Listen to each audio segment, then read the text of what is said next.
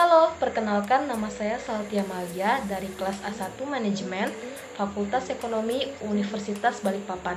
Pada video ini saya akan membahas sejarah perkembangan bahasa Indonesia. Bahasa Indonesia lahir pada tanggal 28 Oktober tahun 1928. Pada saat itu, para pemuda di pelosok Nusantara sedang berkumpul dalam rapat pemuda. Dalam rapat tersebut menghasilkan ikrar yang diberi nama Sumpah Pemuda. 3 ikrar tersebut yakni yang pertama, bertumpah darah satu tanah air Indonesia, yang kedua, berbangsa satu bangsa Indonesia, yang ketiga, menjunjung bahasa persatuan bahasa Indonesia.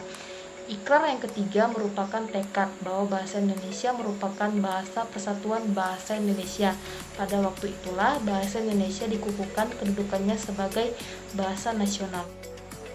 Bahasa Indonesia berasal dari bahasa Melayu. Bahasa ini tumbuh dan berkembang dari bahasa Melayu yang zaman dulu sudah dipakai sebagai bahasa perhubungan dan perdagangan. Tidak hanya Kepulauan Nusantara, tetapi hampir seluruh Asia Tenggara. Di Asia Tenggara, bahasa Melayu sudah dipakai sejak abad ke-7. Alasan bahasa Melayu diangkat sebagai bahasa Indonesia yaitu yang pertama, stabilitas nasional. Saat itu bahasa yang paling banyak digunakan oleh orang-orang Nusantara yaitu bahasa Melayu. Sehingga dengan menjadikan bahasa Melayu sebagai bahasa persatuan, maka tidak timbul kecemburuan antar suku. Hal ini terbukti mampu menjaga stabilitas nasional kala itu. Yang kedua, mudah dipelajari. Bahasa Melayu merupakan bahasa yang mudah dipelajari dibandingkan bahasa daerah yang lainnya. Ini terbukti banyak orang asing menguasai bahasa Melayu. Saat singgah ke wilayah Kerajaan Sriwijaya, yang masyarakatnya menggunakan bahasa Melayu kala itu.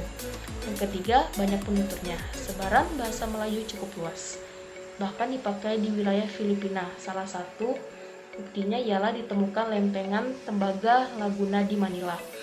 Yang keempat, Riau sebagai pionir bahasa Melayu. Sebab dari sinilah standar bahasa Melayu diambil.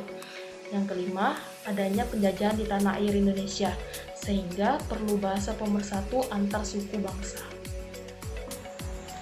Demikianlah pembahasan tentang sejarah perkembangan bahasa Indonesia. Pada kesempatan ini, saya juga mengajak kita sebagai generasi muda bangsa Indonesia agar selalu melestarikan dan menjaga bahasa Indonesia dengan menggunakannya dalam percakapan sehari-hari. Dengan demikian, orang-orang di sekitar kita bisa ikut dengan menggunakan bahasa Indonesia yang baik dan benar. Sekian presentasi dari saya, kurang dan lebihnya mohon dimaafkan. Tetap jaga kesehatan, selalu mematuhi protokol kesehatan, mencuci tangan, menjaga jarak, dan memakai masker saat beraktivitas di luar rumah. Terima kasih.